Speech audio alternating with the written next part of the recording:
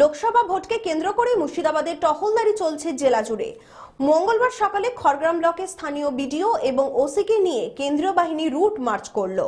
এদিন খড়গ্রামের শঙ্করপুরে, রহিগ্রাম, নগর সহ গোটা ব্লকে টহল দেয় কেন্দ্রীয় বাহিনী। মুর্শিদাবাদের এসপি মুকেশ কুমার জানিয়েছে, প্রাথমিকভাবে জেলায় 3 প্লেটুন কেন্দ্রীয় বাহিনী এসে পৌঁছেছে। জেলার 27টি থানা এলাকায় সংশ্লিষ্ট পুলিশ আধিকারিক ও ব্লক প্রশাসনকে সাথে নিয়ে গ্রামে গ্রামে টহলদারি ও নাকা চেকিং চলছে।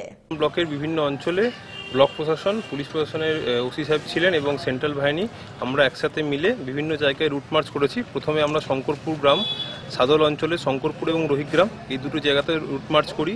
এরপর আমরা এখন শেরপুরের মোড়ে আছি, এখানে আমরা রুট মার্চ করব। এরপর নগরে যাচ্ছি, কীর্তিপুর অঞ্চলে, ওখানে রুট মার্চ করছি। আমাদের মেন প্ল্যানটা ছিল, ওসি সাহেবের সাথে আমরা মিলে প্ল্যানটা ঠিক করেছিলাম যে যেখানে যেখানে সেন্সিটিভ এরিয়া বলে আমাদের ধারণা, সেখানে অন্তত আমরা যেন পৌঁছাতে পারি।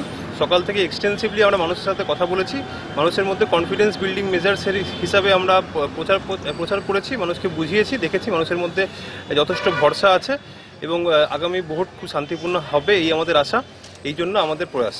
কেন্দ্রীয় বাহিনী এখন আমাদের মুর্শিদাবাদ জেলায় বিভিন্ন ব্লকে শিডিউল অনুযায়ী যাচ্ছে, রুট মার্চ করছে। আমাদের সেই মতো আজকে আমাদের এখানে এসেছেন, এরপর ওনারা অন্য ব্লকে যাবেন। এইভাবে চলতে থাকবে। আগামী দিনে যখন আবার ওনারা আসছেন, আমি এবং ওসি সাহেব মিলে আমরা একসাথে আবার ওনাদের সাথে রুট মার্চে বেরোবো।